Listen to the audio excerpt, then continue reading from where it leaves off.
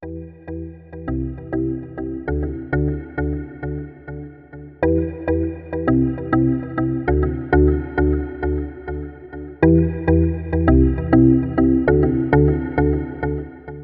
se sont confiées victimes de violences de façon directe ou indirecte. Et là, on a donné le support, l'accompagnement externe en collaboration avec les assistants sociaux, les intervenants de la Maison Esther.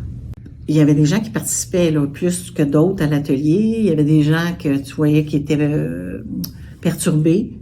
Dans l'atelier, il y a des filles qui ont parlé, mais tu sais, tu te regardes, tu fais comme tabarouette. Ils l'ont pas inventé, là, tu sais, il y a plein de gens, là. C'est pas juste la voisine, là, c'est les collègues de travail, c'est des filles, c'est nos enfants, les parents. Tout le monde a pu échanger, parler sans jugement, sans rien, là.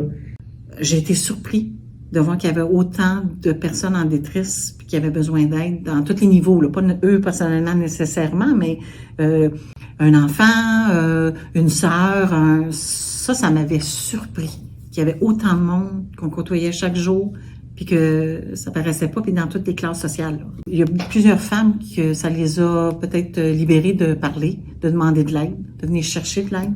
Quand on est redescendu, moi je suis retournée à mon poste de travail, puis il y a plein de collègues qui sont venus me faire des câlins, puis ils disaient « Est-ce que je peux te faire un câlin? Est-ce que je peux? » Je savais pas, puis nanana, puis mais on s'en vante jamais de ça, tu sais.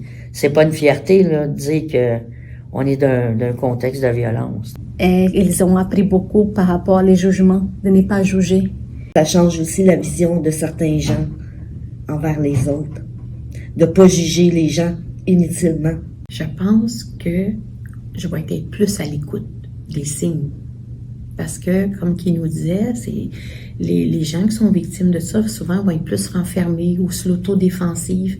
Fait qu'au lieu de juger, je vais apprendre à m'arrêter puis me dire peut-être que la dame vit quelque chose. On se dit des fois que la vie des gens ne nous regarde pas du côté travail, on cherche plus à optimiser le rendement côté travail, mais en réalité, quand on rentre dedans, quand on essaie de comprendre les gens, c'est là qu'on se rend compte comme quoi on a affaire avec des gens, avec des personnes, et le rendement de côté travail, il peut être amélioré en tenant compte de ces aspects-là personnels de chacun vit. Ici, chez Paradoxe, on donne ce support, ils se sentent sécurisés, qu'on va être là sans jugement, mais on va être là pour les aider dans les démarches nécessaires pour s'en sortir.